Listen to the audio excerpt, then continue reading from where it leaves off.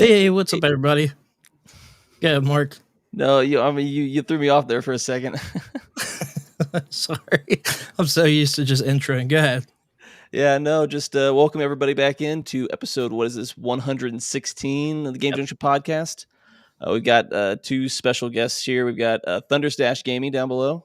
What's up? Happy to be here. Lots to talk about. I mean, this has been a whirlwind week. Yeah, so there's no shortage of topics. Yeah, there's plenty to talk about. And then we got returning guest Andre of GameXplain. How's it going? It's been busy, as you probably know. Only too well. It's a good busy. Yeah, definitely. Yeah, I've seen the content that you got out and stuff on everything. The grandparents' reaction, I loved it. Thanks, appreciate that. Yeah, it was fun to see their take on everything. That was really, really cool. So I guess we'll go ahead and kind of start out of the gate, showing off the video that everybody got to see. And if you didn't get to see it, you can see it now. For our audio listeners, head on over to the video, or I apologize for the 2 minutes that this video takes up, because it doesn't show much, but it shows enough to talk about. So it's pretty cool. We'll go ahead and roll that. Yeah, definitely like the stealth drop that they had on this. Right, shadow dropped it like crazy. Yeah, poor. Although everyone who said it was coming that day got destroyed for it not being announced in advance. Yeah, right. I think what I really liked about this trailer is that it says nothing. There's no narration, but it illustrates everything, right? In that, bigger and better. What are those little markings above the minus and plus there? What is that? I assume probably some volume annotation, maybe. Okay. Oh, yes. It says volume. Okay. You paused it too early. Thought I was pointing something out. It's like some ancient symbol or something. So, I mean, obviously, one point to talk about here is the new kickstand, which seems to be maybe a better design. What I find with my Switch OLED is obviously it is way better than the other kickstand. Yeah. What I do find sometimes when I'm setting it down is that it does every once in a while, if it's not on like a direct hard surface, say like I've had it before, like laid up there in bed with me, actually using the Pro Controller. I've done that before a couple of times, that it does end up falling down flat. So I'm curious if this changes that any. Yeah, I will just say, looking at it, it looks better than the original Switch, but like I don't know if it's better than the OLED. That's what I said. Yeah, it looks flimsier, honestly. It may not be. It's probably fine. It just I don't see like any great benefit to it right out of the gate like I did with the OLED, with fixing an obvious problem. It feels more like we need some way for people to know this is a Switch 2 from the back. Let's just cut a hole in the yeah. I thought the same thing, because it literally looks like a cutout of like how the OLED one is, and it's a little interesting. I thought might not be as good of a design as I thought it was. I did a little reaction short to it. That's exactly what I said. So I guess we'll have to see and test it out in person. But yeah, I guess so. I guess it's hard to tell. I assume it depends on whether or not it's going to be made of all plastic, or it's going to be part of the metal. Same with the frame. Oh, yeah. Actually, did it go farther? Oh, I guess the OLED can go about that far back too. So, all right. So that's it. That's all the color customization you get. So obviously we've got the spot here where that connector is going to go in. We've got this little button back here. It says C, or is that just an O? I can't tell. It may be the way that I paused it.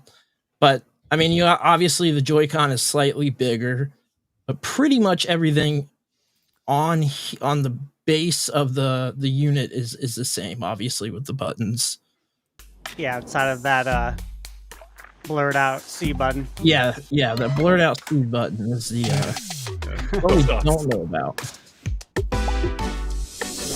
Yeah, I will say, like, they found a way to present this very similar looking hardware in a way that kind of still feels a little exciting, which is impressive. Like, the Joy-Con is still basically the same thing, just bigger, magnetic now, and that new mysterious button that they didn't even talk about. And the mouse feature. There's got to be a reason they didn't mention that button. That button has me thinking there's something special about it. It's got to be some sort of new gimmick with the Switch 2 that we don't know about. But a lot of people, I mean, on past podcasts I've been on, and I talked about it on this podcast a couple different times, is that it could be like a chat button. It could be people have thrown out like a connect button to some campus. I've heard as well. Mm-hmm. Yeah. So, I just wanted to point out, because you said the chat. They didn't mention or they didn't mention it, but they showed it that there's an actual the 3mm plug-in on the Switch too. Yeah. So we know you're not going to at least have to use the phone. Hopefully it'll also use Bluetooth as well. It's at least one major obvious flaw with the original Switch. Yeah, having to use the app was a huge, one of the biggest, I still think, downfalls of the Switch, which pretty unfortunate, because you think I think it has a lot to do with it just being Nintendo was the reason they didn't want to do it. But yeah, I guess, I don't know. Hopefully we don't have to deal with that anymore, or friend code, to be honest with you, but some people don't care. All right, this is a big deal here. So we got this laying flat like this. So it's obviously being used like a mouse. What a weird, fun, and kind of cute way of teasing it, because they're moving like actual mice, like physical, organic mice. But it instantly tells you what it conveys, but they don't linger on it at all. And I'm like, did I only pick up on it because I'd been following the leaks, but then I watched it with my parents today, in our video that was mentioned earlier, and they immediately recognized what it was. I'm like, well, hats off to Nintendo. They know what they're doing here, apparently. So yeah, pretty crazy stuff. I mean, definitely an interesting, because they've got to have a gimmick of some kind, because it is Nintendo. So I mean, what an interesting one to have, I guess. That's something we definitely weren't expecting, for sure. But yeah, that's pretty neat there. Yeah, I'm excited for it. It's something different, even if it's good or not, it's something different. All right, so there's the connector we've got. So this has been a big point of contention with people. People are losing sleep over this, man. Yeah, unnecessarily. Quite literally. So I'm actually going to, I don't know if I can double pull up. If not, I'll just scroll back to where we were. But there's an image that I had that somebody made up of this here showing, and it's literally just it snapping with a sad Kirby there saying, "Oh no, I've seen this all over X." That's funny. What do you guys think? Obviously, we just talked a couple of minutes before, me, Mark, and ThunderStash, but what do you think as for this with like kids? Is this going to be a big problem with kids? I'm personally not too worried. I mean, I don't want to give Nintendo too much credit these days after the whole Joy-Con fiasco with the joysticks drifting within weeks sometimes. But with that being said, I'm sure they've done multiple tests, tons of testing on this. There's no way they would have that be a major failure point. I say that knowing it is still possible, but I'm not too concerned, especially because I got a mock-up of the Switch 2, a printed one, and I've just been playing around with how it disconnects, and it seems like really difficult to really screw that up. Like, it seems like it's been designed in a way that you probably can't really apply any pressure to that through a natural disconnect of the Joy-Con. So I'm sure it's fine. I agree, it looks weird, but I don't think it's a concern. Yeah, I'm kind of with that. I think people are just finding something to complain about a little bit. Yeah. Mark, you said the same thing. Yeah, I mean, even on the original Switch, because I don't have the OLED, I just have the OG one. With the rails, it's not like it's the most sturdiest. Like the few times I played on handheld, sometimes you put a little bit of pressure on it, you feel it start to bend a little bit. But I think it's with it snapped into place. The magnets is probably, obviously you have to take this into consideration. If someone's kind of forceful with it, it's just designed to come out, not necessarily the bend up and the front, the back, how you'd actually snap it. But 100% you could snap this, but you'd have to put a lot of force. Like, I don't know how many people just take the Switch, like, I don't know, let me just slam it on the ground like I would. Just take my pliers right to this little connector. Yeah, right. Right. Like, you'd have to go really out of your way to probably do damage to this. Somebody said, I have an 8 and 7-year-old. Everything is a problem with kids. Nothing is safe. I mean, fair. that was one of the reasons I said, because my daughter drops everything. But I don't know. I don't know if this is really going to end up being like a big issue or not. I don't think it is. I think it is more of people find something to complain about. Even assuming they dropped it without the Joy-Cons attached, or even with them, either way, like it feels like that connector is probably pretty well insulated beneath the plastic, where it's not exposed. Yeah. Like it's hidden, Right. The shell protects it. So you'd really have to go out of your way to damage the thing, I think. Now watch me be horribly wrong, but I agree. I mean, zero concern whatsoever. I guess the question is, do they come out later and kind of do what they did with the Switch, where they have the undockable mode, where it's just one solid piece, and that obviously would be better for more kids and stuff like that on the go, and with it being one solid piece, less likely for you to just straight damage it. So like a Switch Lite. Yeah, the Switch Lite. I don't know why I down the road. Yeah. I mean, I expected. I'm sure you guys expect the Switch Lite and eventually a Switch 2 OLED. That obviously seems to work very well. I'm sure they'll emulate the same thing again, but yeah, I mean, the thing is that how many times are you taking the Joy-Cons off? And once you take them off, what are you doing with the unit? You're setting it up on the kickstand and playing it if you're playing in tabletop mode, which, again, I don't think this is a hugely popular mode, but if you are playing in tabletop mode, you're just setting it down and you're playing, right? Mm-hmm. So it's really no different than any other, nice piece of electronics that you have, handle it with care. Don't drop it. Right. They're all going to break the same way. I'm not worried about this piece right here. Yeah, I can happily say I've never had any issues with. I've had 5 different Switches. I've never had any issues with it. A lot of Switches. I mean, definitely never did with the Wii U gamepad. So I don't know. I don't think it's going to be a big thing. Mr. Coffee in the chat said, "Got to ask the big question: do people play with the Joy-Cons or with a Pro Controller?" Pro Controller all day. Yeah, all day too. I don't know that I ever. Honestly, I don't know that I ever used just a Joy-Con. And I wouldn't do that to anybody that comes over. Like back in the day, you give someone the Mad Catz controller. Yeah, right. This feels similar. Like, I'm not going to give someone just a Joy-Con to play against me in Mario Kart while I use the Pro Controller. Like, that's not right. Fair. You just dunk on them. What? Yeah. Yeah, I just don't use the Joy-Con. So I show, you can barely see obviously with me on the side, but like I've got the Hori ones on mine, but even then, like, I don't know. I still, even when I play it portably, like I said, I do set it down in tabletop mode and play with the Pro Controller. If I'm playing that way, if not, obviously it's playing docked, and it stays docked like 90% of the time, I would say. But yeah, I mean, I think it'd be awfully hard to break that. Then somebody did bring up a point and said something about he said at ThunderStash streaming this as mouse functionality. How do you think this will be utilized in fun and unique ways, or is it just a new version of the IR blaster, underutilized and niche? Oh, as far as this being used as a mouse, I mean, I think this is gonna really attract the PC market. Like, big time. I think about all the games, right? Like, I bought my girl a Switch a few years ago. Actually, it was when the Animal Crossing bundle came out, right? Of course, she loved it, but like anything, it gets a little old. And the first question she asked is The Sims on Switch?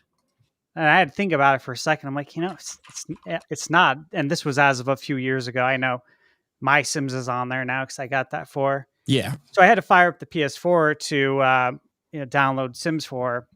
But you think about something like that. Think about how wildly popular The Sims could be on Switch 2 with a mouse now. Yeah. There's so many games that could like greatly benefit, Diablo. Think about all the Microsoft games. Baldur's Gate. Yeah, because I expect a lot of those Microsoft games to come over to Switch too, which I'm sure we'll get into later. But yeah, the first person shooters, I mean, the sky's the limit. This is it's very smart because you're doing something where you're not reinventing and trying to change something that works, right? Yeah. It's just because, which we've seen Nintendo do obviously numerous times throughout the years.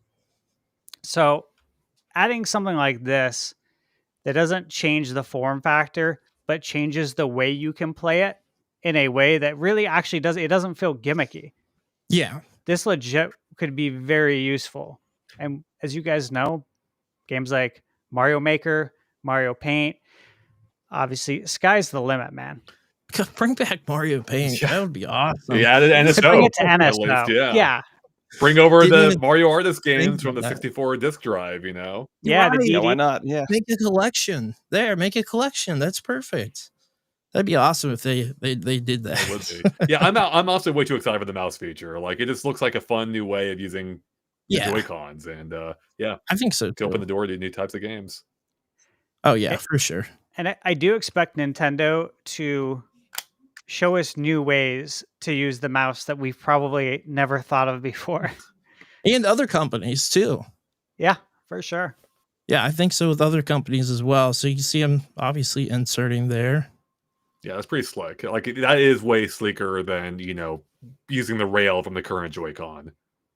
Yeah, it absolutely is. One thing I wanted to point out is obviously that logo was legit. That was going around there for quite a while.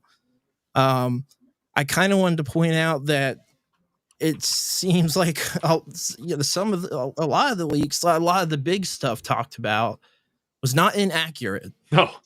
So it's a little crazy because I can't think of anything, even with the Switch 1, or I mean, you know, with the follow-up, because the Wii was so big, with the follow-up with the Wii U, which, you know, whatever, obviously a failed project, but I can't think of another system dating all the way back with Nintendo home consoles or handhelds where there's been this many either leaks or rumors with a console. Do you guys agree or disagree with that? I would say dating back to, I would say, let's start with like the Dolphin, right? Yeah. Because that's when things really big. start to kind of take off on the internet, as far as the various internet forums where we get kind of news and get excited about the Dolphin. Sure. And I don't recall, and I follow that stuff daily. I mean, Yeah, I think I've told you I was on like, I mean, I got every issue from 2000 till the last issue. Never missed an issue. So yeah, I was in the IGN forums back in the day. I was constantly on like planetgamecube.com refreshing Insider. that. You remember Insider? Yeah. Nintendo Dojo, all the Nintendo websites from back in the day. Like I was there following all this stuff. So I don't recall it there. I think with the Nintendo Revolution, there was a really good leak that came out early, but everyone, and I'll say I didn't, but everyone was calling BS on it back then. Yeah. And that was when the patents came out for there being built-in gyroscopes and sensors in a controller, and everyone's like, what would this be for? There's no way. And then that turned out to be 100% accurate. Outside of that, no, I mean, but this is a different time we're living in. Yeah. Completely. Like, even from when these leaks would have happened, which would have been the end of 2016, right? Early 2017. The world's changed a lot, and the way everyone communicates. Also, the way people just seems to like be that they don't care as much what the repercussions might be. I mean, I wouldn't be surprised if some people literally applied to work at one of these factories in China just to leak it. Just to leak it. Do that? Yeah, because they don't care. Totally see that. They're just chasing, you know, I guess clout, which is a thing apparently. And, you know, they want to be the next big leaker, which I didn't know that anyone aspired to be that. I thought, you know what I'm saying? It's a different time we live in than when we were growing up. So I understand why we're getting all these leaks. But Andre, what do you think, man? Do you remember any time like this? Not like this, no. Because even with the Switch, which, you know, it was almost a decade ago at this point, you know, there was still social media around there, was quite different. But even that didn't leak. You know, there were rumblings that it would be a hybrid, but we didn't have anything like full. We didn't have this. weeks before the system was revealed. And when Nintendo showed off, what we're looking at on screen right now, I'm like, that straight up is, a render I had seen, basically. Someone had basically created that. So I don't recall anything to this degree, but I think also it's because we're operating now on tighter timetables than we ever had before. Maybe Nintendo got lucky with the Switch and how that didn't leak to the original Switch, and with that how that didn't leak to this extent or anywhere near. Right. But now that this thing presumably is out within the next 6 months, and with them seemingly manufacturing at larger inventories than before to ensure that they can sell as many as possible at launch, it just may be it was a losing battle. And I almost feel like they just announced it just to get it out of the way. It's like, hey, finally, here you go. Stop using those renders. Use our official images. Because, it's just kind of crazy that everything was known. Literally, this trailer, it didn't really reveal anything but Mario Kart. It just affirmed everything we already knew if you followed the leaks. Right.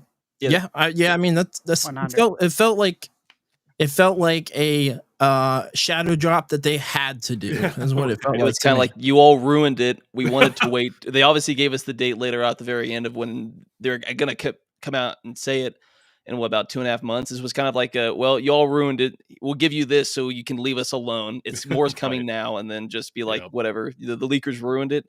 But I guess the question is, when it comes to the leak, this just, I guess, Andre said it, did they get lucky, or going from the essentially the failure of the Wii U to the Switch, there were just less overall hype around this because you're coming off of the heels of the Switch, which is realistically about to be the best selling console of all time. I think it's gonna be surpass the PlayStation 2. So it's just a whole different environment with Nintendo, as far as from a failure to a eventual success to a massive success. Now the next one, now everyone's hyped. That's a really good point, actually. Yeah, everyone cares now, whereas no one really cared. Well, relatively, no one cared back with the original Switch because everyone thought Nintendo was doomed. Yeah, people thought, that was it for Nintendo. People thought that they were going to be done for pretty much after the Wii U. How many times have we heard that in our life? Oh yeah, yeah, we have. If you're a Nintendo fan, that's just constant. This is actually the first time they've kind of defied that for some period of time at least. Yeah, no doubt. I definitely feel the same way. All right. Now, these colors here too, by the way. Yeah. I got to show you this picture. So looking at the blue and I would call it maybe a coral or maybe a salmon. Look at this. I'm going to share this picture. Tell me if those colors look familiar. Dude, just a little. So I had this color right here when they did the salmon, but I'd wanted to get it because in the original pictures it looked orange, and I want to get it for Phoenix Suns, Phoenix Suns color, purple and orange. And when I got it, obviously it did look more like this, but immediately when I saw the trailer and I saw that it was confirmed that it is those colors that we did see in the leaks, I was like, dude. Right, it's right there. It's right there. It's so funny because Nintendo has a history of this. I mean, it's actually surprising they don't get this doesn't get mentioned more often. But Nintendo had the fun colors for the Nintendo 64 shortly after Apple had their translucent Max. The Wii obviously and DS Lite especially were heavily influenced by the Apple tech at that era. And now of course this again. I mean, it's not nearly to the same extent, but I just think it's funny that color-wise, they tend to follow Apple's design pretty closely at times. Yeah, it is. And even if you look at it with the Game Boys, you had the Play It Loud series back in the day where you had all the different colors of the OG Game Boy, the Game Boy Pocket. Yeah. Obviously, the Atomic Purple for the Game Boy Color being that launch model. Love that color. Yeah, well, I do too. I mean... It'd be a dream if they brought it back. That whole Fantastic series of Nintendo 64s, I legit would actually like to get all of those just because it's so cool. They look great. I'm not gonna lie. No, I miss that. Not cooler than the Pikachu ones, the orange and blue Pikachu ones. Those are a little cooler. But we don't get that anymore. We get. They've done the different Joy-Con collars, so I guess you can mix and match the way that you want to do. But as far as the actual console shell, I've seen plenty of people that have modded their Switches for those clear shells, and they look beautiful. Yeah. So that's actually what I'm planning on doing. I think I want to do that myself too. I think so too. I've got an extra regular Switch, one that I can do some stuff with, and I think I want to do that. I told you about the Super OLED screen I ordered for the Switch Lite too. So yeah, I'm excited to see that. Yeah, that'll be cool. I do like the accented colors, the subtle. Yeah, I like that too.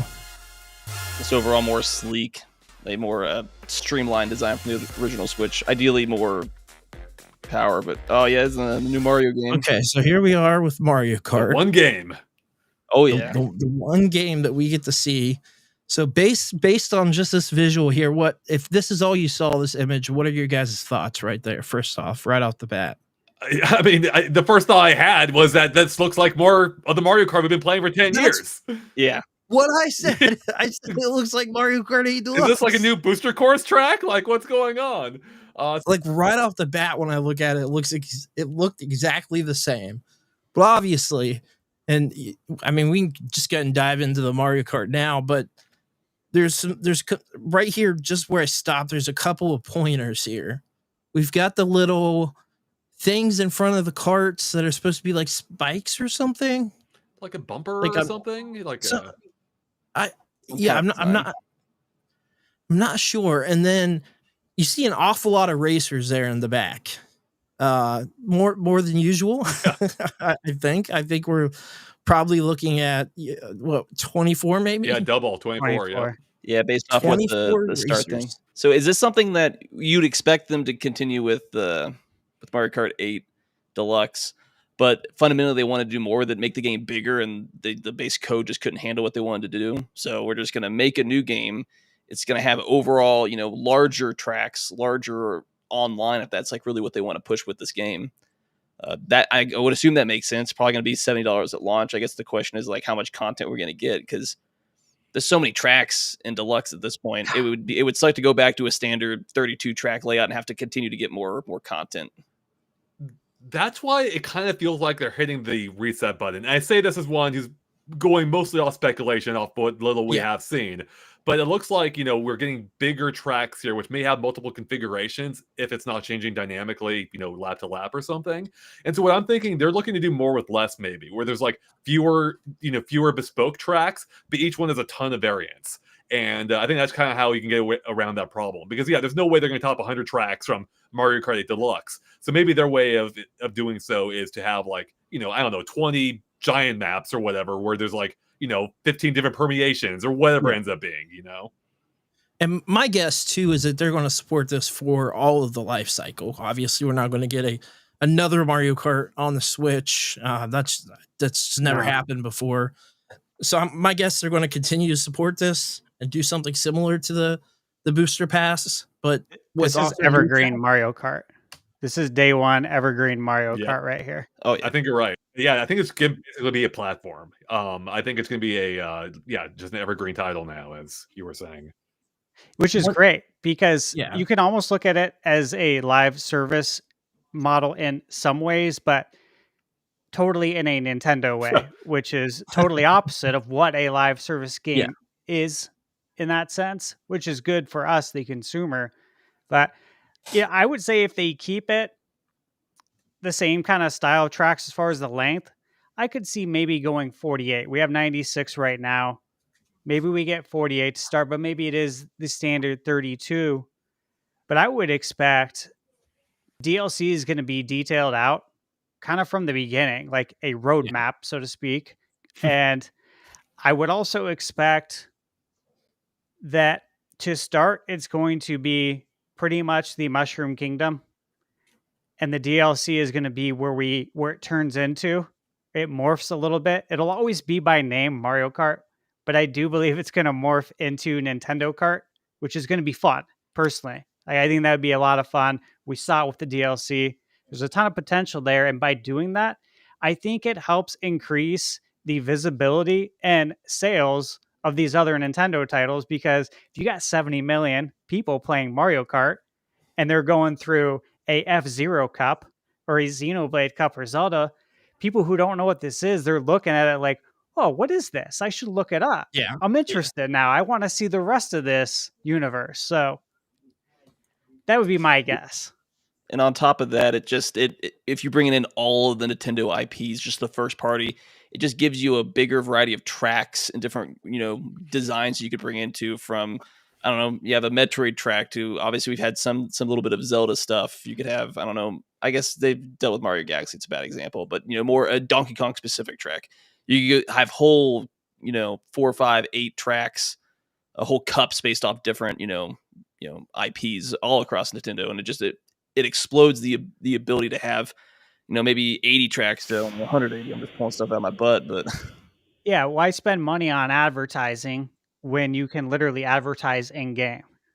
Yeah. It makes too much sense. It's such a good marketing vehicle. Like, when a Metroid game comes out, you add Samus and her little gunship cart, and that'd be a lot of fun. And that, as we know, that's a franchise that would really, really benefit, because we got to. Yeah. Oh my gosh. Nintendo's got to pull out all the stops, as we know, as far as their marketing team to try and catapult Metroid into that upper echelon of Nintendo titles, because as we know, critically acclaimed always, but when it comes to the actual sales of it, it's always fallen short. Now, obviously, Metroid Dread, that did better for sure, but better as the rest of the titles go, we need to see Nintendo pull out all the stops, and this would be a great way to do it. Uh-huh.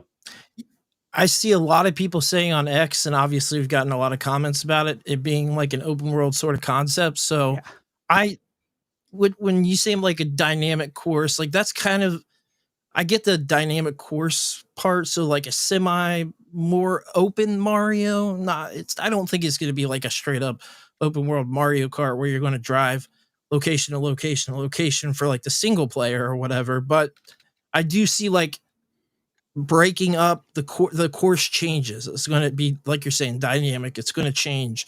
And one thing I was hoping was, this is a great chance for them to bring all the gimmicks of the past Mario Kart, Double Dash with the double carts, 7 with like the hovercraft or the gliders and stuff. Like I feel like that would be really cool to bring those back in and make the stages more different.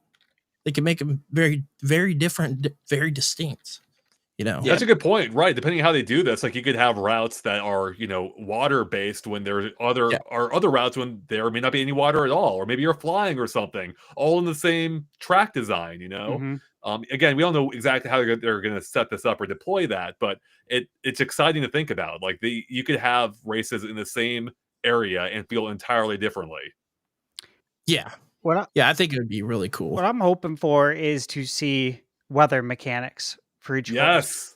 Oh, that's a great point. I didn't think about that. That would be so cool. Yeah, you could have like snow and rain, but I don't know how well they could do it. But like if you're able to add not only weather, but it changes like the traction. So it's like it's snowy, you have less traction, you start sliding a lot more and stuff like that. Adds a whole level of dynamics to the game. Exactly. They kind of touched on that just a little bit with the Animal Crossing stage from Mario Kart 8. We had the 4 different seasonal variants, and they could do that, something like that for every track where there's like, rain or snow. I think that'd be a lot of fun. That would also put a lot more emphasis on how you're building your cart. Good point. What kind of tires you're going to be using, right? So it adds I think a lot to the strategy, right?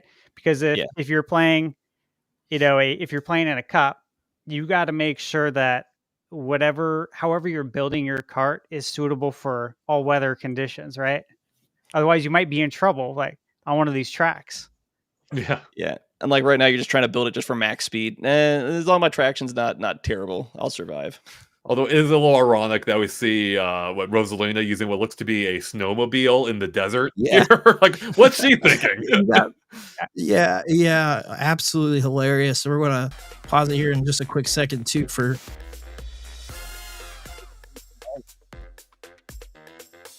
we got Too small. Nintendo, I'm sorry. You failed. All right, right here. So obviously something very big that stands out is Donkey Kong. Yeah. So he's taken the movie appearance, and I've seen a lot of takes on this. So what is everybody's take on this as to why? Ideally, more skin variants for all the characters. I've heard that take. That's the first thing that came to my mind.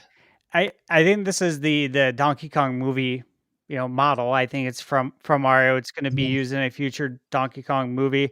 I think they have massive, and let me say I'm very thankful that they're finally doing this, but I think they have massive plans for Donkey Kong because you got to factor in Universal with Super Nintendo World. I mean, Donkey Kong got an expansion before you put in The Legend of Zelda. So you got to have huge plans that are connecting with the movie, right? Yep. So, and obviously the Mario movie, the sequel is coming out first before the Legend of Zelda movie. So that makes sense as well. But I think there's a new direction, and I want to believe that this further solidifies my belief, and hopefully your guys's, that we're finally going to get a 3D Donkey Kong game. It's been a long time since we got a new one.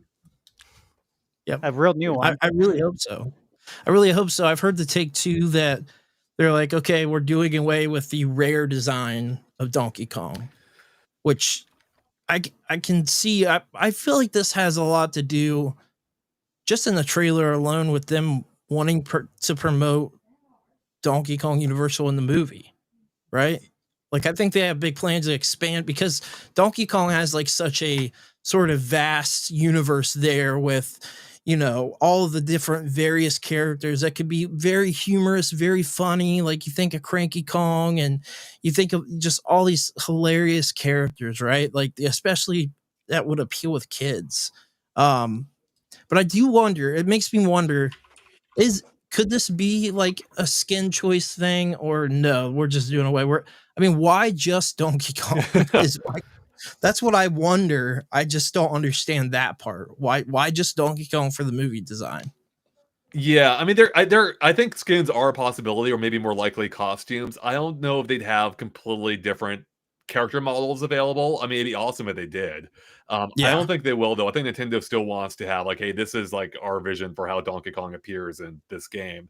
So to that point, I actually really like this look. I'm a big fan of the Mario movie, and I thought that movie finally brought together like Mario and Donkey Kong in a cohesive way, which the games haven't really done. They've been largely separate entities since since the original arcade game. So what I think I don't know if this is necessarily a new direction for the character, but maybe more just a direction for how he appears when he's in Mario's world. Whereas if you play the Donkey Kong games, you'll continue to use the more the classic rare look.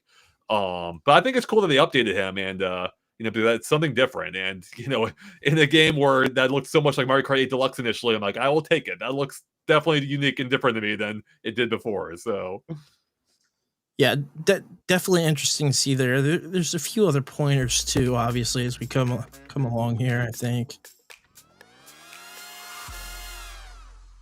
2025. Yes, I feel like we already knew that. Yeah. All right, so backwards compatibility confirmed, but with an asterisk that says, certain Nintendo Switch titles won't be supported. Do you have any guesses? Like, I've got some guesses, I think, and I think it's really going to be a very small amount of is that like the Nintendo Switch games, but the 1-2 Switch maybe, because I don't know if this has like the some like the IR. So like a handful of games that use something like the no games. HD Rumble. We don't even know it's that. Similar to like the Switch Lite, in that when the Switch Lite came out, they had to say, hey, it's not compatible with all Switch games. Yeah. I mean, how are you going to play something like Labo when you can't detach the Joy-Cons? Right. I think this is very, very minimal. And again,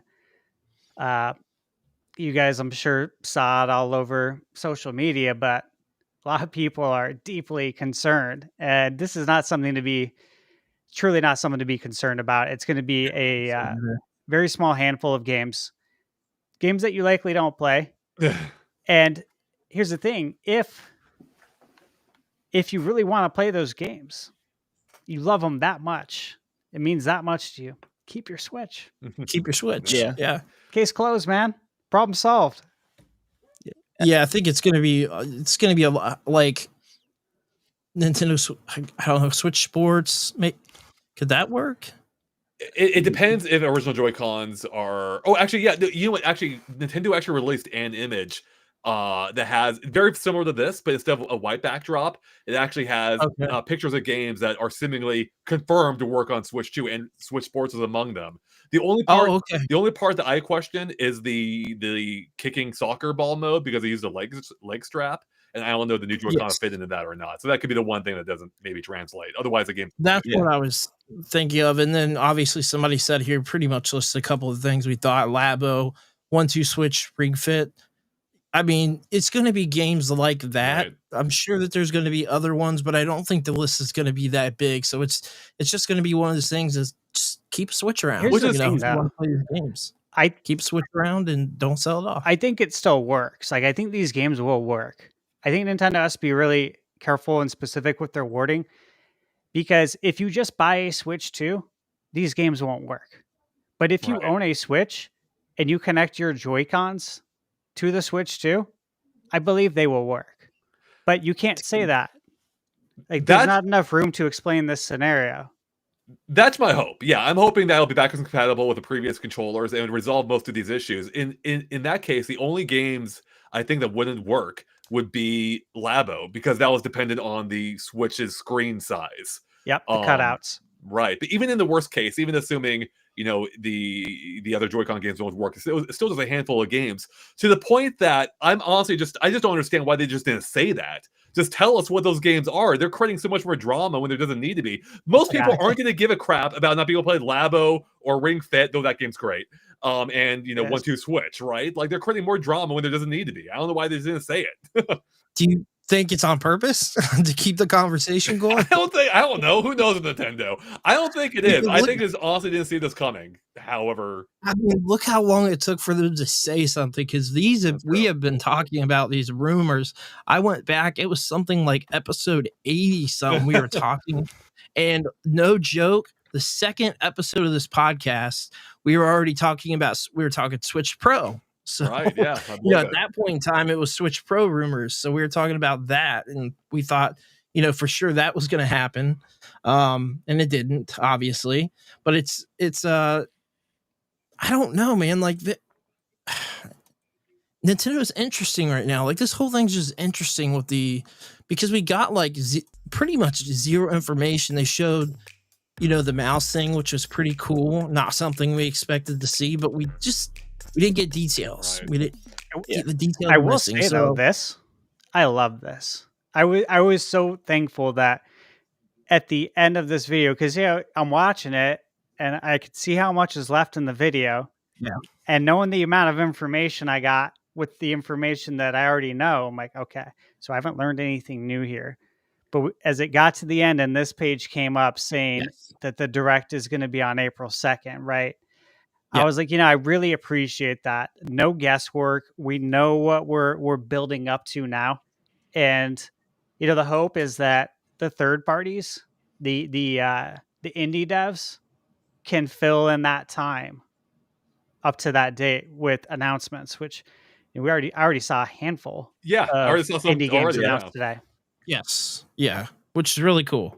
That's cool to see. I mean, we're going to see a bunch. I expect that we're going to continually see a bunch of games that are going to be announced because we saw it before where me and you talked about, Steve, on the Nintendo Byte podcast, but where they were just showing the Nintendo logo. They weren't showing a logo at that point. Yeah. So Yuka replay. Yeah. So there's going to be a lot of that, but we pretty much knew about a few before. If it said just Nintendo and didn't have the Nintendo Switch logo, it was that deal, I'm truly excited to see what indie devs do with like the mouse thing and just with the beefier hardware, because like indie games have really they've really kind of They've came a long way. They really have. Like, they truly have an impact in the gaming sphere now more than ever. I mean, I got sent a code earlier about this one new game that's just an 8-bit style game that's supposed to be like Final Fantasy and stuff. And I was like, man, there's just so many of these cool games like this. Which one? Is it 8-bit Adventures? Yeah. Yeah. Awesome. You play it? Awesome game. Yeah. There's part 1 and 2. Awesome game. You'll like it. Yeah, I like it. Okay, cool. Yeah, so I'm going to check that out on stream and stuff like that. But yeah, I'm so excited, man, to see what kind of happens with this. But what from this, because we talked about in the past, obviously we know about the DLSS and all that stuff. It's obviously going to be a big deal. A RAM upgrade from 4 gigabytes to 12 gigabytes, storage from 32 gigabytes to 256 gigabytes. One thing I've seen a lot of contention on is, we talked about this probably a couple times in the past too, but the switch from OLED to LCD, we knew that was going to happen. Which of your guys' thoughts on that? LCD technology has came a long way since the original Switch. If you look at your PlayStation Portal, are you happy with that screen? Are you satisfied? I'm satisfied. I think it looks great, right? So again, that technology has come a long way. If you were to compare the Portal LCD screen to the original Switch LCD screen, you can see a huge improvement. So again, zero concern. And here's the thing, man, the OLED's coming. It'll come in a few years, probably might be a little bit longer. It might be 3 years, 4 years, depends.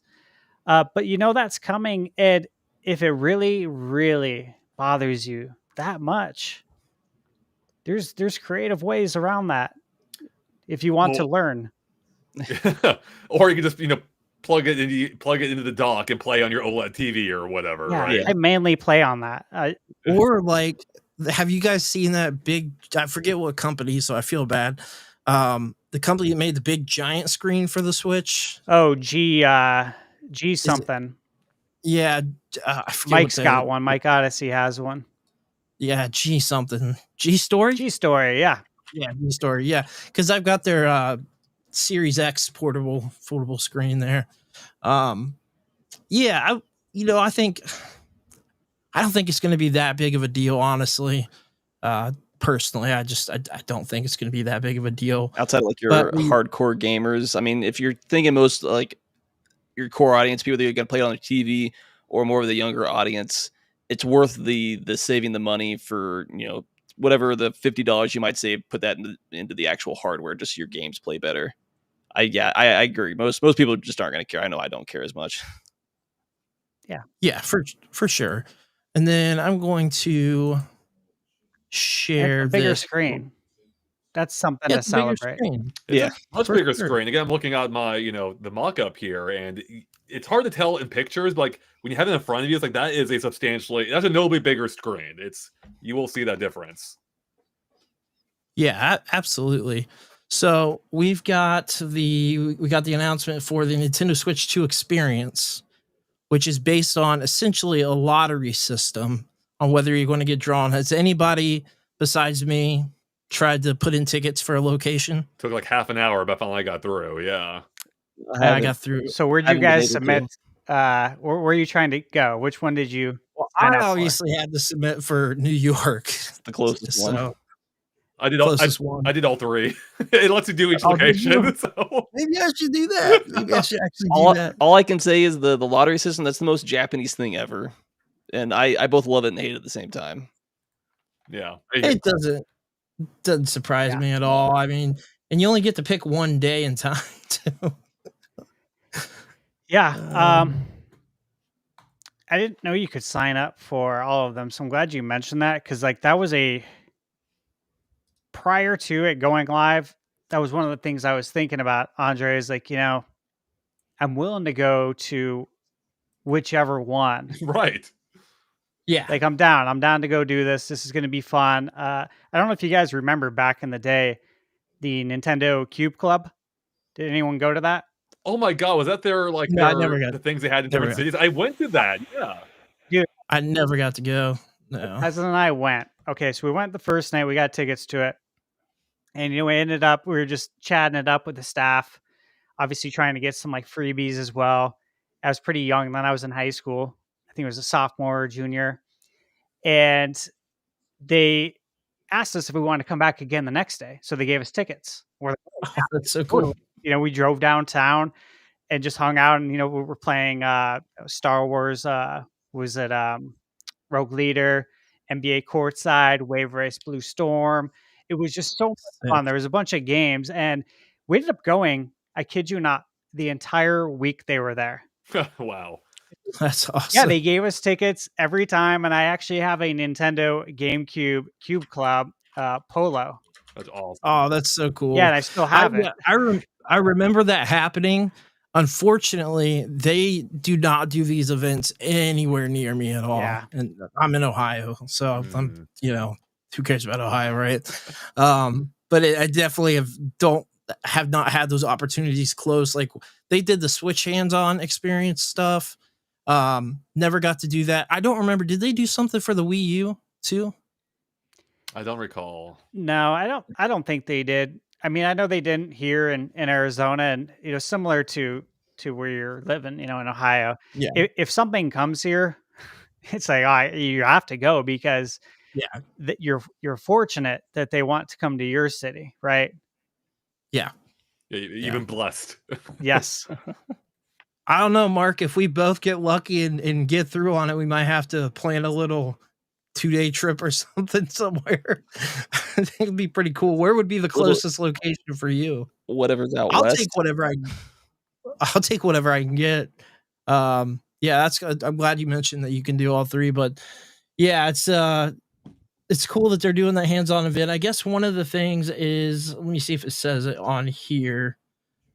I don't actually see where it says the date that it ends. I thought it was June. I heard. I saw it actually. I took a screenshot on my phone, and interestingly, I wanted to do some research on this for our podcast on Wednesday, and so I'm glad you brought this up because I can go over these dates when it ends. Let me get this here. Okay, so the last date is in South Korea. Okay. May 31st to June 1st. And so I don't know if you guys saw, but everyone on Twitter was like, well, since this is the last day of the experience, right, then it can't come out any earlier than that. Right. But one thing I would like to mention is that the Switch 2 will not come out in South Korea the same time it comes out in the United States, UK, Japan, and Australia. And I looked it up. Also, the Switch 1 didn't release in South Korea until December 1st, 2017. So quite a long ways later. And then even get this. So the Hong Kong date as well is right around the South Korea date. It didn't release in Hong Kong until December 2019. Oh, wow. Yeah, so this is not a worldwide launch. It's going to launch in US, UK, Japan, and Australia at the same time. Yeah. But outside of that, the other markets are going to be later. So to me, that does not 100% signify that we can't get it earlier than June 1st, or at least right at that time. You know what I mean? Because that market has nothing to do with the market that we're living in. It's going to come out later there. It's going to be a staggered release. PlayStation did the same thing. PS5, it's very tough to scale literally worldwide. But if you hit your major markets, that's about as good as you can get. What do you guys think about that? I personally don't feel like that signifies, hey, this doesn't come out until June or after June. I think it still could come out 2 months before that and still do the events, because it just feels like, hey, it's another marketing push, like people going out and seeing it in person and having that experience. I feel like the possibility is still there that it comes out before that, even like semi-significantly before that. I don't know how much earlier. We've heard April, May, and June. I mean, those are kind of the three the windows there that we're but I don't think that signifies that we're not getting it until that certain time. Personally, I don't know how. Mark, Andre, how do you guys feel about that? Yeah, I mean, you actually brought up that was some good information there on the whole thing, because I was kind of feeling like that it likely wouldn't come out prior to that final event, though this new information might conflict with that a little bit. In any case, though, I was already feeling like June seemed like a good time for it. In any case, and I think more that whatever the final event actually ends up being, I think that more points to when the closest possible release could be. And I wasn't really expecting it early May anyway. Maybe they'll surprise me. So I think more like, I think it's actually, regardless of what the actual final date for, the relevant markets are for the first release, I'm thinking that indicates whatever that is, like it's going to come out shortly thereafter, within a few weeks. So at this point, I'm thinking like late June's the absolute latest it will come out. But I don't think they want to hold off too long after these, any of these events have happened, or the final set of the events or whatever. And but now I guess May's in play again, so maybe that just seems a little too soon to me. But I'd be happy to be wrong on that. Yeah. Mark, how do you feel about that? Because you brought up some points about having like a 6-month window from the announcement is where he's kind of at. Yeah, I mean, I guess June would fall that because it's technically January. It's not not the traditional announcement. Technically you could say it was announced in January. So I think a summer release window probably makes sense. You don't want to wait too long into the fall. Right. Not only because you're competing with other games, you get into the holiday season. Obviously, the big thing everybody talks about is GTA 6, but I think the window they're announcing this, I think June, July makes sense realistically, but obviously we're gonna know here, in like 2.5 months anyways. So we can speculate for content until then. But I mean, by the time we get our hands on with the Switches, we're gonna know when it's coming out. So it's interesting because sorry, go ahead, Andre. No, I'm sorry. I had nothing to say. What I was going to say is like, what's interesting is that Nintendo really has scattered releases. Cause I mean, you had the Wii U in November. A lot of people thought it was going to come out last year before the holidays. Yep. There's a lot of that. We had that, didn't happen. And then, the Switch came out in March. So I don't think they're necessarily stuck on one date. We're in a pattern of different dates. So I think that, that signifies something there that the specific month does not matter to them. And they obviously want to be separated from any other consoles that might be coming out. I mean, even as much as really Xbox isn't necessarily a competitor with, Nintendo, we've heard new hardware. We've heard that, we've heard handheld. So we just don't know when these things are coming out. So them kind of, scattering it out a little bit before, anything else might be dropping. It's definitely something they want to do. Mm-hmm. Can I put on my conspiracy theorist hat for a second? They're putting out a bunch of dates just to throw off the leakers. That's it. That's how they're going to find where the leak's coming from. They're going to put a bunch of fake dates out there. One of them is going to be real. And they're just we were talking about that too. Yeah. They're just trying to throw everybody off the scent and find the leaker probably. Or maybe it would be smart. I can see him doing it too. I do think it's better to get it out earlier. Just so you can have two kind of huge launches in the same year, right? Right. Yeah. You have the launch and then you have the holiday, both in the same year. Yeah. And you want to have that spread out enough, right? Because once you start selling them, say hypothetically in June, who's going to be helping to sell Nintendo consoles? Us, the early adopters, right? Everyone who's always going to be buying these on day one. We advertise pretty much all the way up until the holidays for everyone. And then you have another buying cycle. Obviously, that went extremely well for Switch 1. So that is my hope that June would be the latest. And I feel pretty confident that June is the latest. And even then, you think about it, school's out beginning of June. It is a good time. The GBA launched in June. That seemed to work out really well. I remember I got the GBA in time for summer school, and that was clutch. You probably helped that summer school, I imagine. I got it launched, so that must have been the same thing that happened. I didn't have summer school. Actually, that's a lie. I did. I just don't remember what year. There it is. Yeah, no, I did. I did have it, but I forget what year. I guess the other question is, I think what you were saying makes sense. Release it in June, so you get your first adopters, your hardcore fans, people that want to get it first, And it allows you to have that lull in sales. So you have the production ramp up, and then you can prepare for your second wave in the holiday season, where your general consumer, your family, would be looking to probably buy the at least with the first wave. Yeah, because you're almost wasting that launch momentum if you launch it during the holidays. Regardless, you're just kind of missing an opportunity. You're trying to avoid, supply issues as well. So you want to try to spread that out as much as you can in the first year. Yeah, and people want to know if it's good. Like they want to be sold on it. I mean, I'm sure you guys know, and you've probably played this role within your friends and family group. But when it comes to video games, who does everybody call, right? Yep. They always call. They call us, right, to ask about it.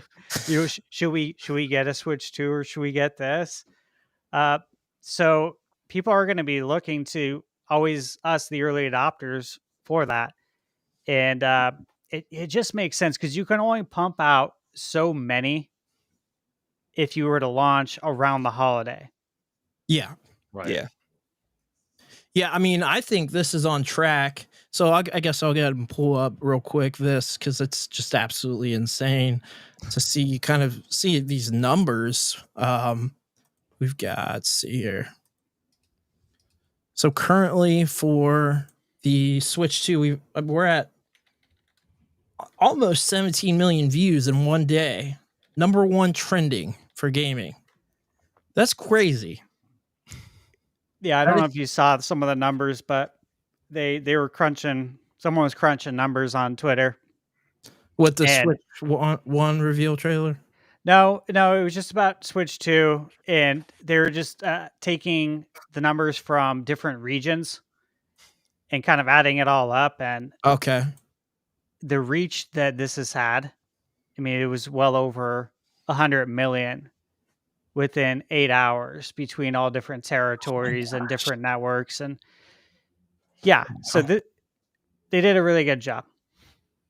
Yeah, dropping it like this. Huge.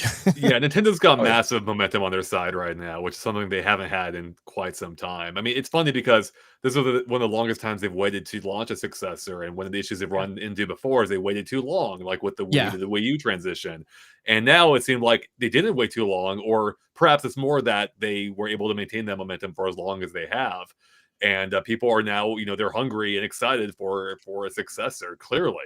And that shadow drop paid off for them. I mean, it was funny, just, over a day ago, people are like, Nintendo would never shadow drop this thing. Why would they do that? They've never done that before. And here they are doing exactly that. So, yeah, Nintendo can never be fully predicted. They got to keep you on your toes.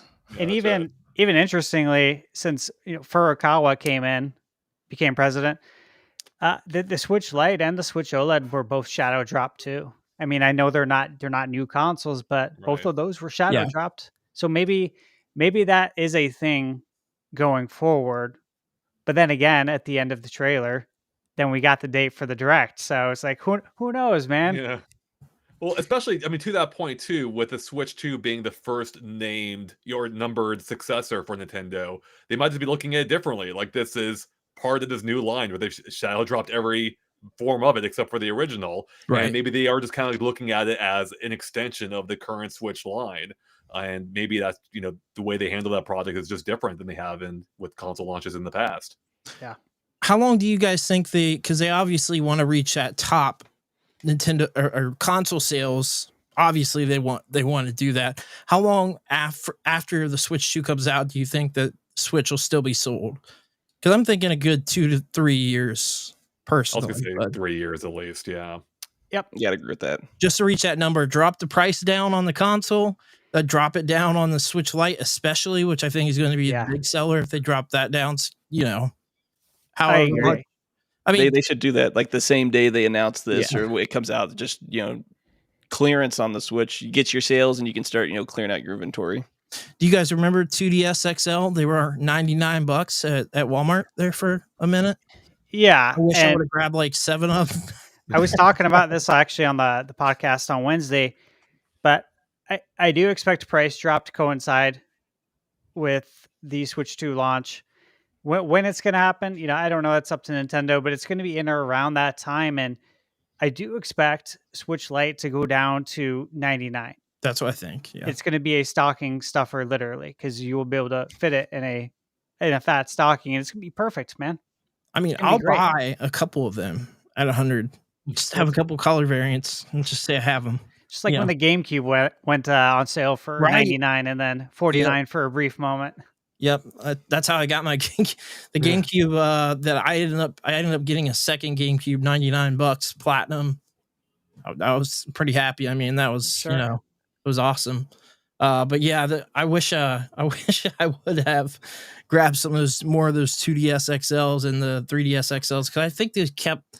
I could be wrong and misremembering, but I think they kept the new 3DS XLs at 150, and I could. Do you guys remember? I think so, because when I got my two 3D XLs, one and stuff, it would have been around what 21, 22, and they were about 150 a piece.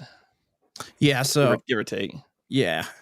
I got my 3DS on launch day when it was 250, and then I got my ambassador certificate and my 20 games. And they dropped the price way down. Yeah, I couldn't believe that. Like, it was $100 cut, right? Yeah, and I didn't mind. I'm like, whatever. I guess that's part of being an early adopter. But the fact that they were like, hey, you know what? We're sorry. We want to give you 20 games. I'm like, what? This is unheard of. I think you didn't learn from that experience, though, which is, good. But one thing I wanted to mention, I don't know much about them, so I don't have a lot of input personally, but Nintendo stocks did rise up significantly yesterday. Yeah. And they stayed up until about 4 p.m. it looks like yesterday, and then they dropped way down, and they're down today. Like, there was a massive drop off. Does that signify anything at all to you guys? I don't know anything about stocks. I'm pulling up here on Google the Nintendo ADR. That's just people seeing riding the hype train to make some money, and then they're selling off while the stock's high. I wouldn't look too much into it. By 4 p.m. It's not. I mean, at this grand scale, if you look at the it's still up in the past 5 days. It's just there's always for a lot of stocks, for a lot of companies, you always see a stock go up before there's like a quarterly or something like that. And a lot of people will ride the hype as not necessarily like a pump and dump, but very similar as they're trying to make a quick buck. Yeah, I don't because apparently Microsoft is up 1.05%. Sony is down 1.79%. Yeah, I don't put a lot of stock in it. But for I really don't. It's gonna change a little bit. It's gonna go up and down up until the investor meeting, and ultimately, I think it probably went down because there wasn't a lot shown. Yeah. It really was just an affirmation of what had been rumored. So nothing too surprising. Mario Kart was the biggest surprise there, which, is cool and great, but especially for someone just looking at it for a few seconds, it's like it's just Mario Kart again. There's nothing majorly new going on here. As well as I think you have to think about like stocks and the health of a company. While they matter, they're not always a 1-for-1, and a lot of stock trading is more speculation than anything else and stuff like that. So a lot of people that are going to be in it for the long term are going to be fine with it. A lot of the day-to-day or the week-to-week up and downs, I wouldn't think too much unless it was like a 30-40%, like something like that's like 5% that happens. Yeah, and I would expect it to go up again on April 2nd. Yeah, that makes sense. All right, so what are we thinking on the price point? Because we're seeing a price point. Like, it's either the contention is kind of between 350 or 400 is basically what I'm saying. And that I kind of thought the 400 is what I thought before they even said any of this. So that was my thought all along, because the DLSS and the new technology that's put into this console, I think it does, requires a little bit more than the Switch had. But, I'm kind of curious on your guys' thoughts as the price point for this. $400 minimum, I think, honestly. I think $400 is a floor for this, with them possibly going to, $450. I don't think they'll go to $500, but Nintendo's operating from a position of strength right now. They know there is demand for this, and they could, arguably overprice it, and it would still probably sell just fine. And if it doesn't, then they can lower the price. So I would be shocked if it comes in at anything less than $400. Yeah, I can't personally see the 350. I don't. What do you think, Mark? I mean, because I pulled up to verify. Yeah, the Switch launched at 3, the OLED at 350. I think a 4 to 450 kind of makes sense for the hardware, plus kind of what you just said. Andre. You could launch it for the early adopters who are going to buy it at a higher price point, and then based off of feedback, you can either lower it or you can do a temporary. It's holidays, so we can put it on sale, something more reasonable and stuff like that. But I think probably $450 makes a lot of sense to me. I'm expecting 400. If there's 2 SKUs, I could see $349 to 400 or $399 to $449. I think it could sway in any direction. I think it would probably be better if they just have 1 SKU for simplicity's sake. Yeah. We don't want to confuse any of the consumers. You. We've seen how that's went before. Yeah. I think $399 sounds like the right number, though. I have for a long time. So we'll see what happens. They could do a founders edition like NVIDIA, you know. Possibly, but I guess you got to think you're selling a lot of this as much as, you know, a lot of the hardcore gamers we're not kids anymore. We grew up, I know me and Brandon grew up with, you know, Nintendo consoles, and that's still the family market's what they're aiming for. So you don't want like a $800 PS5 or Pro or something like that. They're not, that's like their main target. You got to think the family market, so it still needs to be reasonably affordable. Yeah. And one thing I think right now, they are, I feel like, competing obviously with the current handheld market, which is, dare I say, maybe bigger right now than, it's hard to say because the Game Boy is absolutely massive. It's really big right now with a bunch of companies, right? So we look at like the high end of the Asus ROG Ally X at like $800, and you look at like, you know, the Lenovo Legion Go, I think is like $650, something like that. But you got the Steam Deck and then Steam Deck OLED. Like they are competing, I feel like, with the handheld market. That's where I do feel like there is competition. To what extent, I can't personally say, because if it's $400, they're not going to take a $200 loss on their. Nintendo doesn't take losses on their consoles. They don't like to. No. So I don't know. That's the one thing in the back of my head is like, well, how competitive could this be to the current handheld market? We obviously know they're doing it. Asus ROG Ally 2. The X is just a stronger, better version of the current one that's out. We know that these are coming. We know the Steam Deck 2 is coming. Like, how competitive will this be with the handheld market? As far as, I guess, do they need to be competitive though? Because you look at first party games. They've never gone after this high fidelity, realistic graphics. It's always that stylized. That doesn't necessarily need the hardware, but they've got somewhat of a beef up, especially when you look at the whatever their form of DLS is going to be. You got AI coming along for the upscaling, and then even if it's like a PS4 equivalent in power, for third parties that want to port over or make games for this, it's not an impossibility to deal with that power. It's not, and I think that. Yeah, I talked about this on the podcast actually a lot too, is that, I kind of implore everyone to, if you don't know about DLSS, do a little bit of research, go on YouTube. There's a lot of great videos out there that will literally give you a split screen view of a game running without DLSS, and then they'll say this is with DLS on, and they will have a resolution. Digital Foundry is great for this. Yeah, and they'll have a FPS counter, and they'll show you what happens when you turn it on, and it's magic. Yeah, right. And you've seen with the 5000 series. Mm-hmm. It's just magic what it's doing now. So, I know a lot of people are concerned about the power, right, of it being between a PS4 Pro and a Series S, but it's like, guys, this is without DLSS factored in. And once you really study how this works, I think your confidence level will go up considerably, and then you won't have any concerns. Yeah, I've been saying it for a long time. The DLSS is a bigger deal than people think. It really, truly is. I've used 3.5. I've got a 4090 currently. I've seen what it does, turned on, turned off. I've seen the difference. It's like night and day. It's insane. It's a big deal. But I mean, I guess one of the reasons really kind of to bring that up is these were some of the rumored third-party releases for the Switch 2, Final Fantasy VII Remake and Rebirth, which Rebirth would be insane. I mean, 100%. It was just Steam Deck verified yesterday. Okay. All right. So Assassin's Creed Mirage and Shadows. Shadows being a brand new game.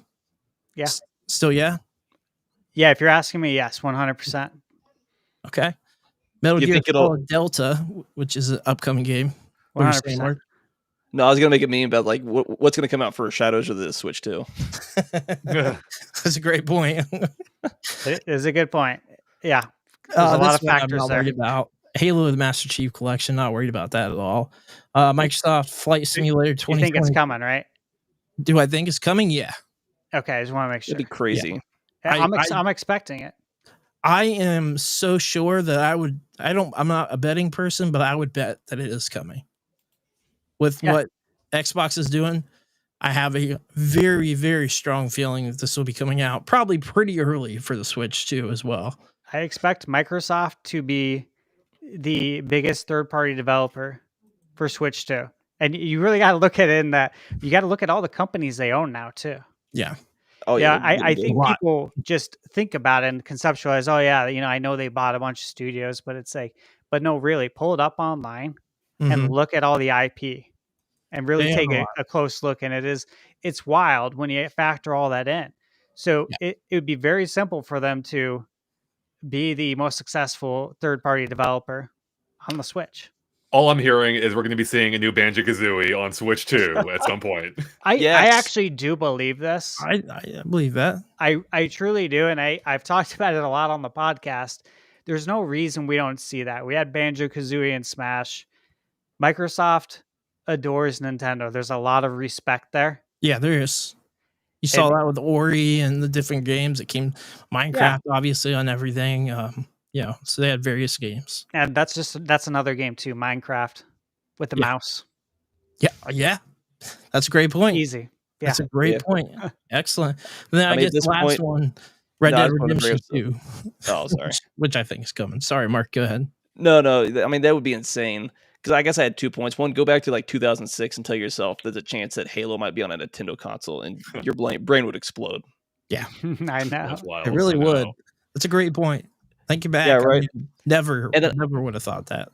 And I think this is a great possibility because Get Rare to stop working on only Sea of Thieves, and they have so many great IPs that were like back on like the mixture of the GameCube, but especially on the N64, and having them start working on new games of all those IPs they used to work on. Like those games feel at home, or those IPs feel at home on a Nintendo console to me. Like I want to see all their games come back. Like it's changed a lot. The staff's changed a lot. I think it really changed when the Stamper brothers left. But over the years, I mean, they're just working on back end stuff. Yeah. I guess at least to that point, just let someone work on the games, right? Exactly. Like let someone else use their IP. They're kind of doing that a little bit with Perfect Dark and Killer Instinct before. Just give the IPs at least a second shot at life, whether good or bad. Give them a chance to breathe. Yeah, I'll take a bad Banjo-Kazooie at this point. I don't care. Just give me. We already had one. We had Nuts and Bolts. I'll defend that game to the end. Andre, did you like Nuts and Bolts? I actually did. Once you get past the first 6 hours, which is a lot, I fell in love with that game. So. Yeah, I wasn't a big fan. I was pretty disappointed. I remember playing it. I was just really let down right from kind of the get-go. But not your typical Banjo, that's for sure.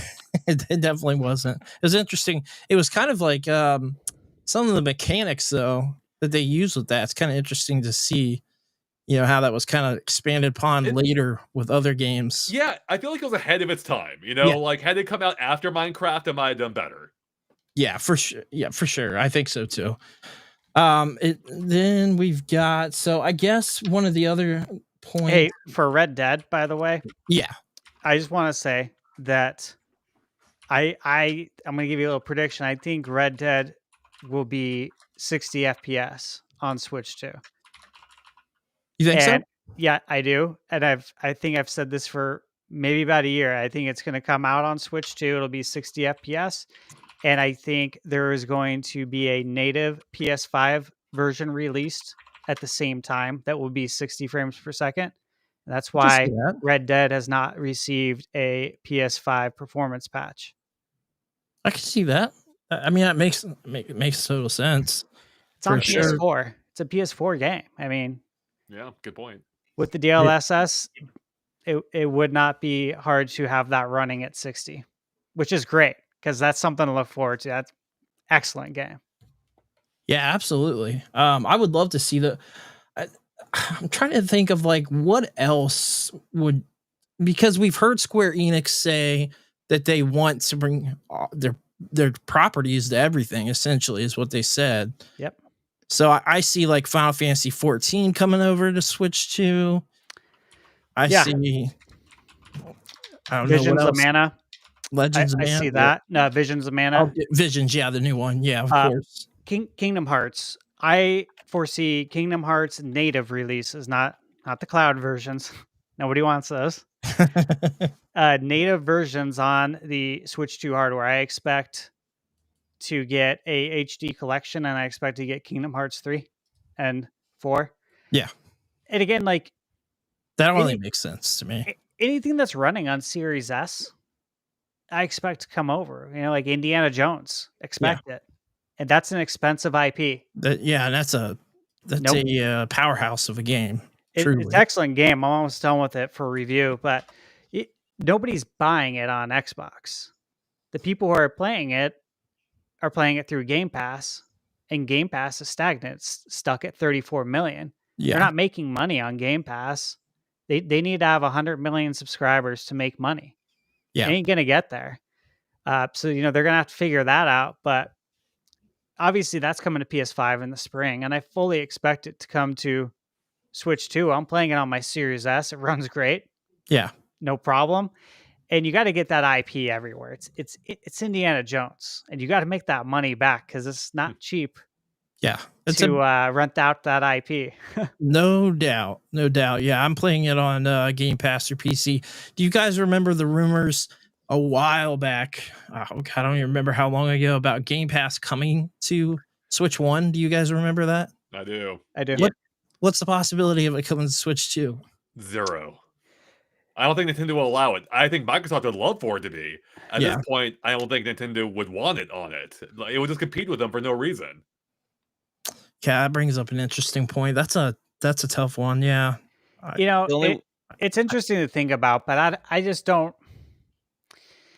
Here's how I look at it: is like, if say Nintendo says no, but they ask Sony and Sony says yes, and then Sony comes out with a portable, right? Which that's it could change things. Yeah, it could change things, and so I think you have to look at it from that angle a little bit. If you're Nintendo, like, well, if we say no, and then somebody else steps in, and now it's on a different portable device, Game Pass, and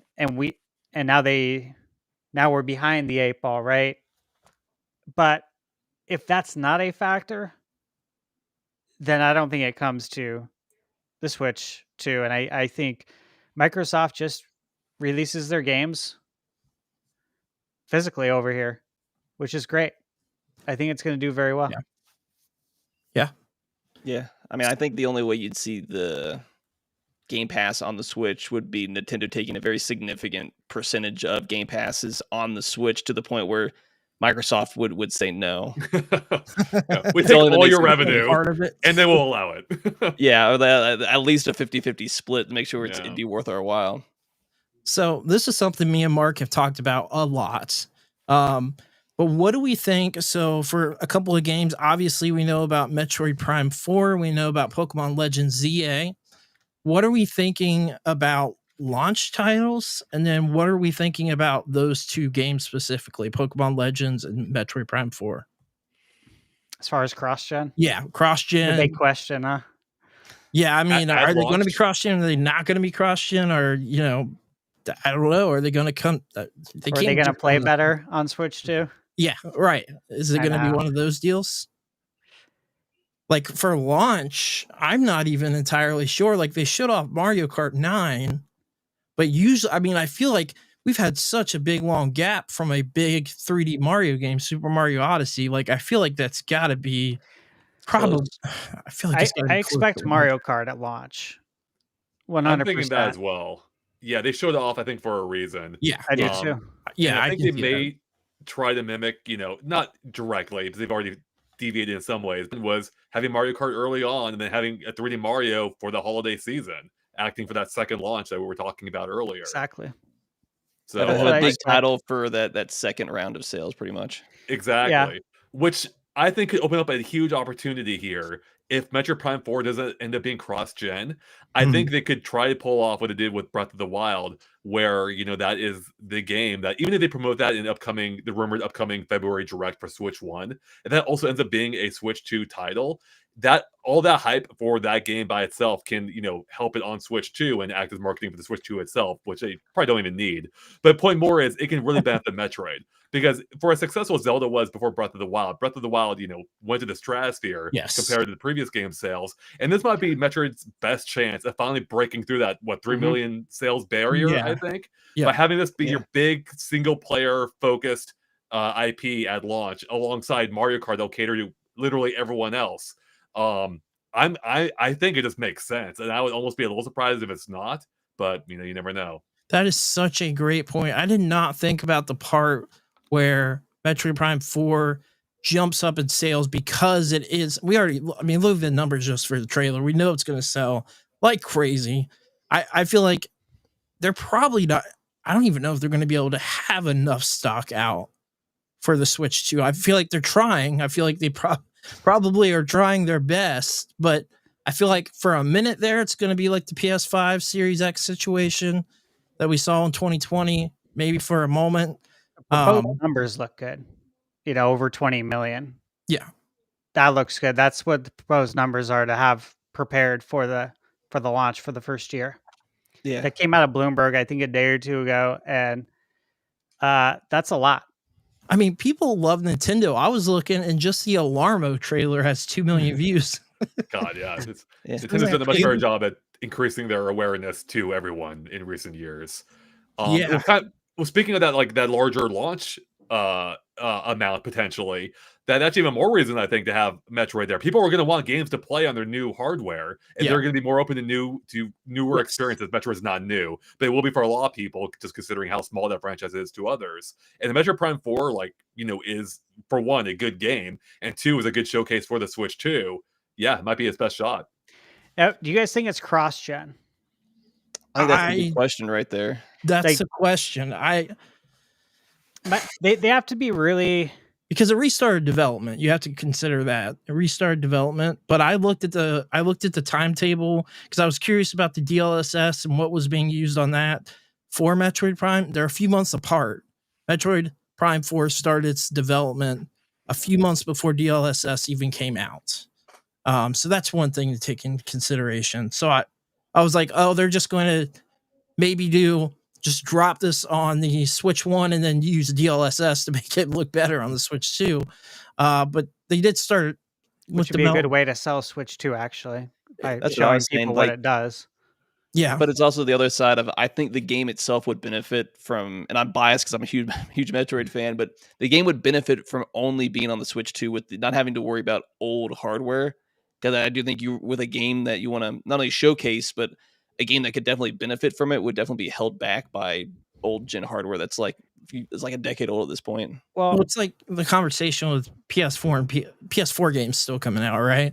Like I don't personally like that, because it's like, I want this made for the native hardware that we are currently at in this current generation. Yeah, that we're already halfway through, and we're still getting the PS4 games, meaning those PS5 games are actually just PS4 games, essentially upscaled and can run I guess better. The problem with that is, would you want to play it in a subpar way, or only play it on hardware that could actually do it justice with a game like that? It's a hard balancing act. I think. Metroid for Metroid, great. knowing the history of Metroid Prime and the sales history and the struggles, if you're going to have a game be cross-gen, I think you have to do it with Metroid Prime 4, because you have to take advantage of that 150 million install base, whatever it's going to be at by the time it launches. I really think you have to tap into that. But I also expect the marketing and promotion team to pull out all the stops. For instance, there's the rumored February Direct, which I believe is happening. I believe Metroid Prime 2 and 3 will be coming out prior to Metroid Prime 4 Yes. in the lead up.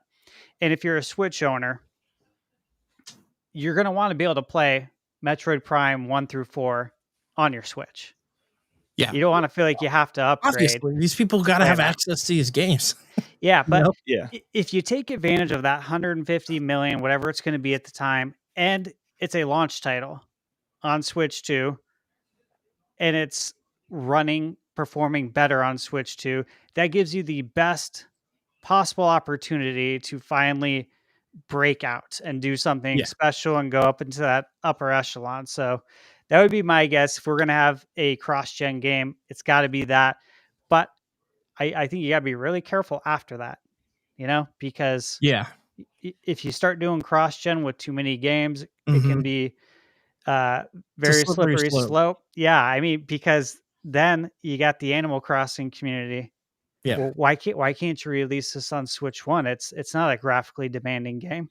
Yeah, exactly. Yeah, but that's how they'll look at it, right? Not factoring in anything else. They'll just be like, "Wow, the graphics aren't great. Can't this run on Switch?" I think you just want to be real careful and just kind of do things the way you had with Zelda, obviously being a cross-gen game multiple times, and go that route. What do you think, Andre?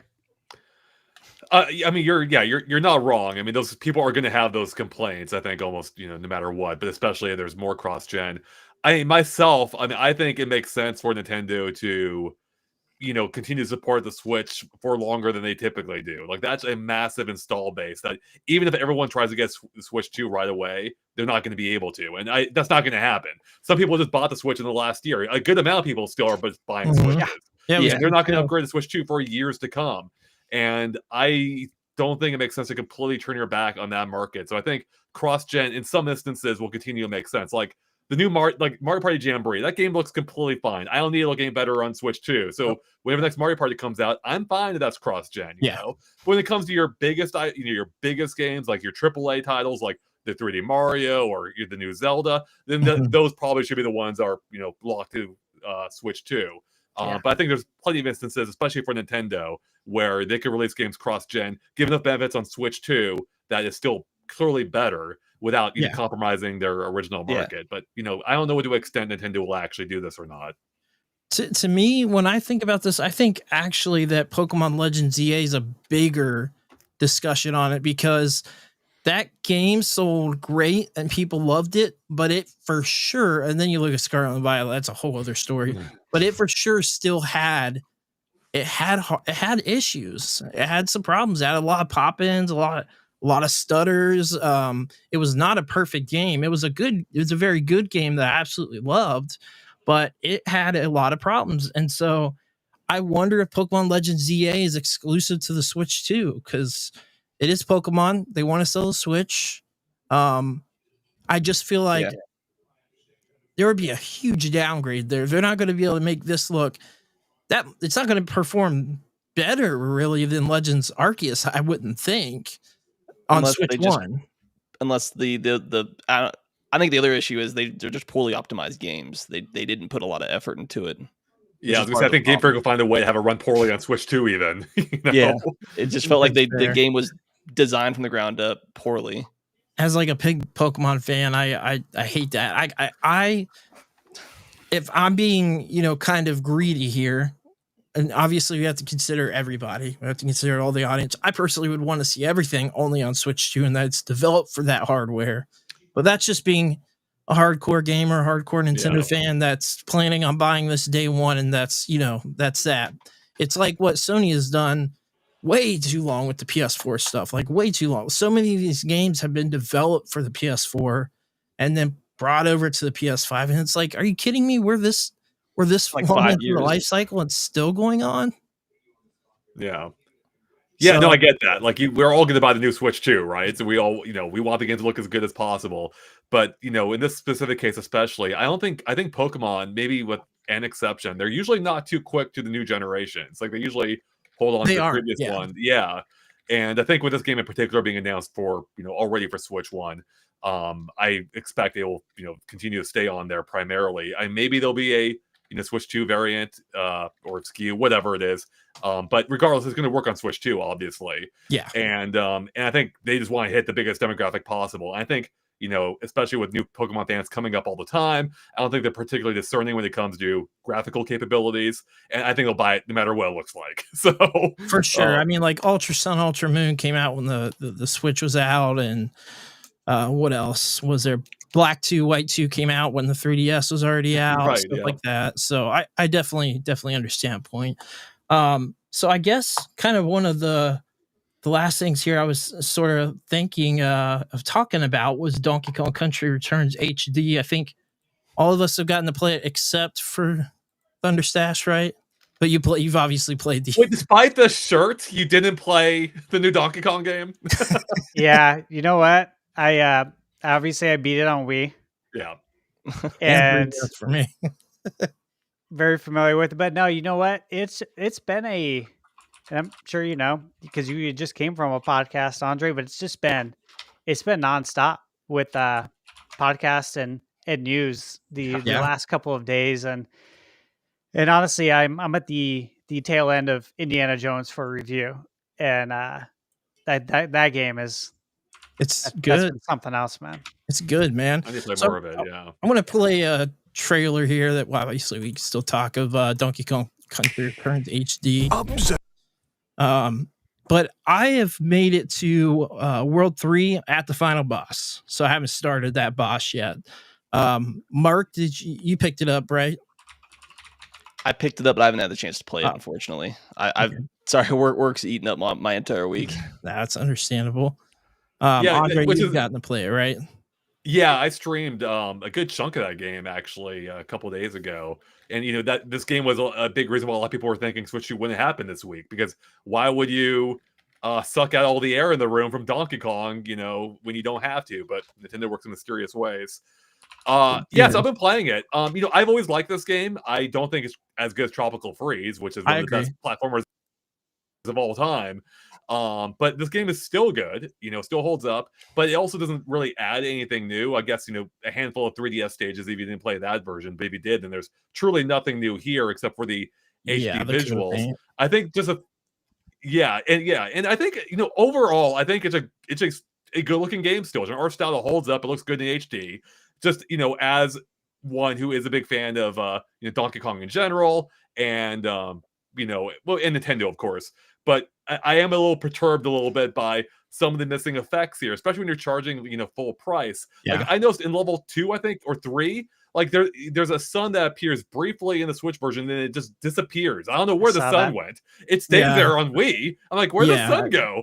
And I'm like, and it's just little details like that. Like, even if the game still looks fine, most people won't even notice them. I'm like, if you're going to charge full price for this, you should at least have it match the visual quality of the original version, and it didn't. So in principle, it annoys me. And if I weren't covering it, I would have just gone back and replayed the Wii version if I really wanted to. But putting that aside, if you haven't played this game before and you don't have any other versions of it, it's fine on Switch. Pick it up; it's still really good, unless you don't own Tropical Freeze, in which case you should buy that instead and play that game. But that game is amazing. Tropical Freeze is fantastic. One of the best platformers ever. It just controls so tight and so well. It just feels perfect. Yeah. This still runs. This is great. It still performs good, and I mean, it still is kind of. It's a little looser than Tropical Freeze, if that makes any sense at all. And this is like the unperfected version of that game. I need to go back and double check. I don't know if it's just me, but another friend had the same issue too, where in the Switch version, I have the occasional issue where I'm like trying to either roll or ground pound and to do the opposite thing I want. And I don't remember that happened on Wii or not. So I don't know if that's a new issue or an original one, but it is bugging me regardless. Whereas I don't recall that issue. I've had that issue a couple of times as well. And I don't remember it on the 3DS one either. And I just replayed that again, I think in 2021. And I don't remember that issue. I definitely don't remember it on Wii, but I could be wrong. It could have been an issue there. I don't know. But I think overall, if you haven't played it and if you haven't picked it up before, it's a great pickup. It's a great play. But I'm pretty irritated at the $60 price point. I think it's crazy. Honestly, if I didn't plan on streaming this and doing stuff with it, I would not have picked it up yet. I would have waited for a price drop, but I also wanted the pre-order bonus, which was kind of silly. Is it the GameStop one? Yeah. Oh, I'm a sucker for DK barrels or any kind of barrel. Cool. I won't grab that. But it's like that was part of the reason that sold me like getting in at launch, and it's like that's great. Got a DK barrel now. Yep. That's awesome. That was worth it. Yeah, somebody said yes, ground pound can sometimes auto roll, it seems. So right, like, what's that about? Like that's not good. Especially in this game. Like this game is already hard enough, and it is pretty precision based. Like you can't expect to be standing still and roll off a cliff. That's a big deal. Yeah, it's a little crazy. I'm looking forward for you playing it, Mark, because Mark has not played one since Donkey Kong Country 2? Yeah, it's way back. Old hardware. Ignore everything I said. You're gonna have a great time. Yeah, no, I've had a lot of fun playing through it again. It's just there's a couple of things that's kind of irritating about that, but I guess the last thing that I kind of wanted to bring up that was non-Nintendo, since we did pretty much cover just Nintendo for this episode, was it kind of came out that a PlayStation executive, Shuhei Yoshida, has said he would have tried to resist Sony's controversial live service video game push. Mm-hmm. Yoshida was the president of SIE Worldwide Studios for Sony Interactive from 2008 to 2019. They told this to Kind of Funny Games that Sony always knew its investment in live service games was risky. So we obviously knew about the Last of Us thing that got canceled. We saw Concord, what happened there.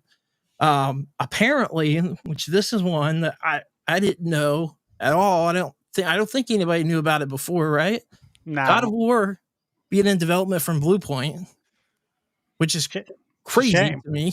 It's a shame because you could have been working on a Bloodborne remake, right?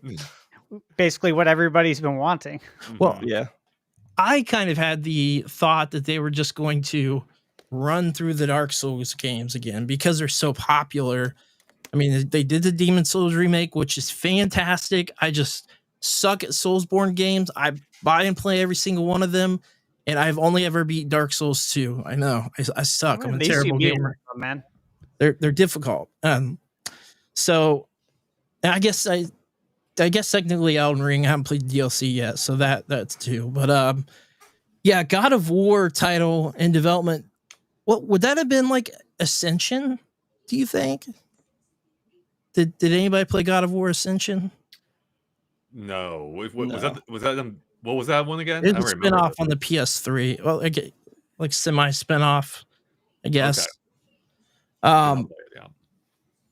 Just based on the game, me trying to think of a God of War multiplayer game is kind of wild. Yeah, the idea just sounds fundamentally flawed. I don't know what they were thinking there. I mean, live service games are hard enough to make, seemingly, but especially when you pair it with IP, doesn't really seem to make sense. I guess they were just like, this is a big IP, it'll do well, but exactly. I don't think it's that clear cut, which Sony eventually started to realize, it seems. Yeah, it's not like it's a rich single player driven IP, right? And that's to do that, man, it's doing very well. Don't screw it up. Yeah. You know what I mean? Don't screw it up. Like these last two God of War games have been excellent games. Don't screw it up. That's what I have to say about it. I mean, I gotta wonder how many developers have live service games in the works right now that are really starting to question if they should proceed or not. Yeah, because probably a lot. I would imagine a lot too. I think just because of 2020 and COVID, I think because a lot of people picked up consoles, because people were home, they had more time to play this stuff. So the user base was just significantly higher. And they saw that. They were like, whoa, look at all these people who are playing Fortnite and all these other games that we got. We gotta take advantage of this. And they're stuck there. It seems like PlayStation developers, even Xbox developers at the time, are always like 4 years behind as far as the trends. Plus, game development takes forever. Long. Yeah, game development takes forever. That's fair, but it's like they are so behind. That's why you don't chase trends to begin with. That is why. That's why you just try and be creative and make your own trend instead of trying to copy formulas. Kind of to that point. Oh, I'm sorry. Go ahead. No, you're good. I was just going to mention how Nintendo kind of did their own live service game, but in a very Nintendo way with F-Zero 99. Yep. And that, obviously that game's no Fortnite. It's not blowing up like that, but I think it's doing well for what it is. It has a dedicated community. They've been constantly updating it for over a year now. Constant updates.